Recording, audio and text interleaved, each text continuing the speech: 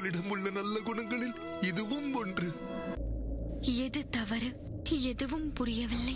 ஆனால் நான் ஒன்றை அறிவேன். நான் என்னுடைய குடும்பத்தினரை காப்பாற்ற வேண்டும். தவம் முழுமையடையும் வரையில் கண் திறக்க மாட்டேன். அவர்களுக்கு ஏதேனும் நேர்ந்ததென்று கேள்விப்பட்டால் என் உடல் உயிரை விட்டு விலகும் வரையில் இந்த இடத்திலேயே, இவர் வால்மீகியின் இந்த புனிதமான குடிலிலேயே நான் தவம் இருப்பேன். அண்ணா, பார்த்தீர்களா? அந்த ராமன் பிழைத்தால் நமக்கென்ன? கூடிய விரைவில் நம்முடைய திட்டம் நிறைவேறியே தீரும். அந்த சீதை சென்று விட்டால் எனக்கு கிடைத்த சாபம், அதை கண்டு நான் அஞ்ச வேண்டிய அவசியமே கிடையாது.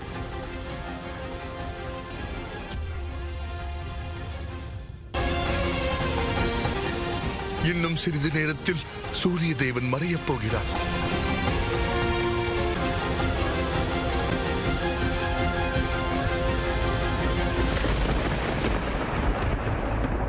கண்களை துடைத்துக் கொள்ளுங்கள் பிள்ளைகளே. பலவீனமாக இருக்கக்கூடாது, பலமோடு இருக்க வேண்டும். அந்த சூரிய தேவனை இன்று நான் மறைய விட மாட்டேன்.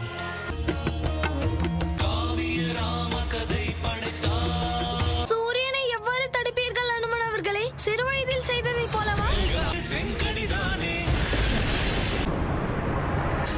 ராமா, சூரியன் மறைய போகிறது. இவர்களை காப்பாற்றுவதற்கு நம்பிக்கையை விட்டுவிடாதே. ஓர் மனிதனின் முடிவு உயிர் போவதால் அல்ல, நம்பிக்கையை இழப்பதால் ஏற்படுகிறது.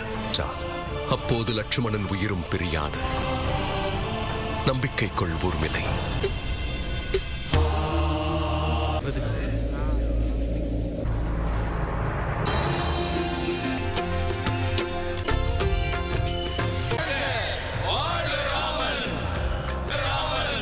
என்று தங்களால் தான் எனக்கு என் தம்பிகளும் நண்பர்களும் மீண்டும் கிடைத்துள்ளனர். நாள் அல்ல, அனைத்தும் அறிந்த வால்மீகி முனிவரால் தான். இது என் வேண்டுகோள். என்னை லவன் குசனிடம் அழைத்து செல்லுங்கள். மன்னிக்க வேண்டும் முனிவர், வால்மீகியின் விருப்பம் வேறு. லவனையும் குசனையும் கூடிய விரைவில் நீங்கள் இருக்கும் அயோத்திக்கே முனிவர் வால்மீகி அவர்கள் அழைத்து கொண்டு வருவார். வால்மீகி அவர்களின் விருப்பப்படியே நடக்கட்டும். தண்டனைக்குரியவர்களை தாங்கள் மன்னிப்பது எனக்கு சரியாக தோன்றவில்லை அண்ணா. அவர்கள் இருவரும் மாசுவமேத வேள்வியின் குதிரையை மட்டும் கைப்பற்றவில்லை அண்ணா. அந்த இரு முனி சிறார்களும் நம்முடைய வீரர்களையும் தாக்கியுள்ளார்கள். சிறைச்சாலைக்கு அனுப்புங்கள். லட்சுமணா, கோபத்திற்கு இடம் கொடுத்து விவேகத்தை இழந்து விடாதே. இளவரசர் கூறுவது சரிதான். ஆனால் அந்த இரு சிறார்களும் அப்படிப்பட்டவர்கள் அல்ல. இருவரது எண்ணமும் சீதையும் ராமனும் இணைவது. தங்கத்தின் தரம் நமக்கு தெரியவில்லை என்றால் தவறு நம்முடையது, தங்கத்துடையதல்ல. எண்ணம் தூய்மையானது என்றால் அவர்களிடம் மன்னிப்பு கேட்க வேண்டும் அண்ணா. அவர்கள் இருவருக்கும் என் மீதும் சீதை மீதும் எதற்காக இவ்வளவு அக்கறை? இதில் ஏதோ ஒரு உண்மை மறைந்துள்ளது.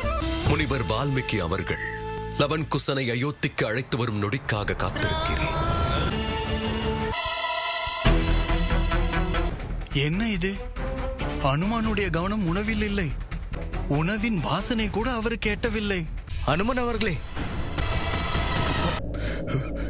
எதுவும் சொல்லாதீர்கள். இந்த கவலையில் ஆழ்ந்துள்ளேன். கொண்டு வந்த உணவை அங்கேயே வையுங்கள். அனைத்து உண்மைகள் தெரிந்திருந்தும் என் பரத்வாஜ முனிவர் ராமரிடம் குசனை பற்றி கூறவில்லை.